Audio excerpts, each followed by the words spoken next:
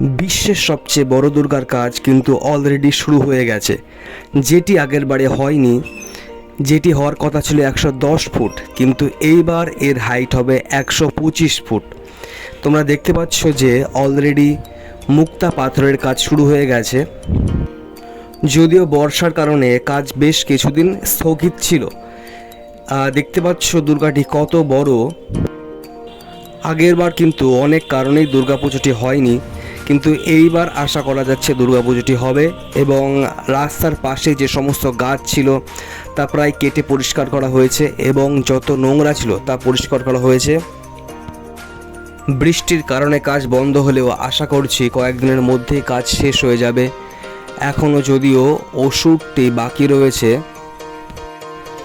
সুজয়দার কাছে শুনেছি, তিনি বলছেন যে এইবার আরও চমক থাকবে দুর্গাপুজোতে।